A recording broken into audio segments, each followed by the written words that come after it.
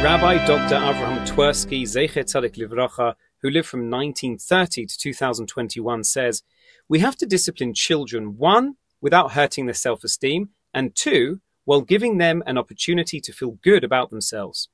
I have a beautiful personal story that brings out this point. When I was 10 years old, I was already a chess champion, and I could beat anybody I played against.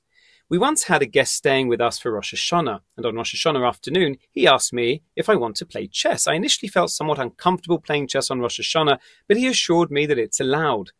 I played him 2 games and beat him soundly both times. Later that evening, my father's shamash, the assistant, came up to me and said, "The Rav wants to see you in the study."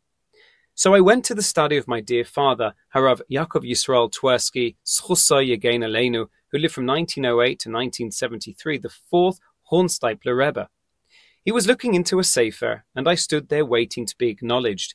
He let me stand there for a while. Finally, he looked up at me and said, "You played chess on Rosh Hashanah?"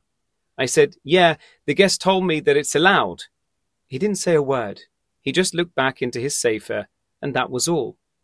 I understood the message clearly. Rosh Hashanah is a solemn day, not a day for playing chess. So I got the message, and I stood there waiting to be dismissed. When my father would dismiss me, he would normally say, "Geh Gesundheit, go in health. You can leave."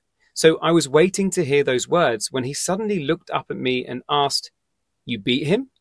I said, "Twice." He smiled and said, "Geh Gesundheit." You see, he had to tell me that he didn't approve of what I had done, but he would not let me leave the room feeling bad about myself. And that is the trick of good discipline. Discipline the child in a way that you correct them and let them know what's wrong and what's right.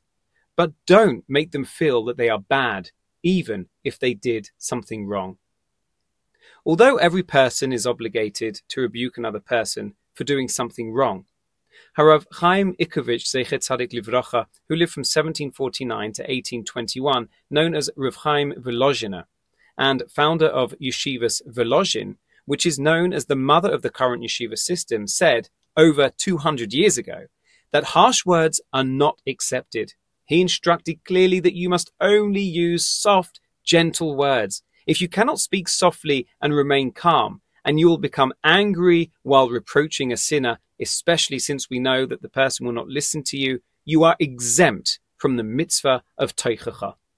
This is brought from Sefer Minchas Shmuel by Harav Shmuel, the Av Beis Din of Ablinov, a Talmud of Reb Chaim Volozhin, and in Laseis Imun U'lechanech Bi Ahava.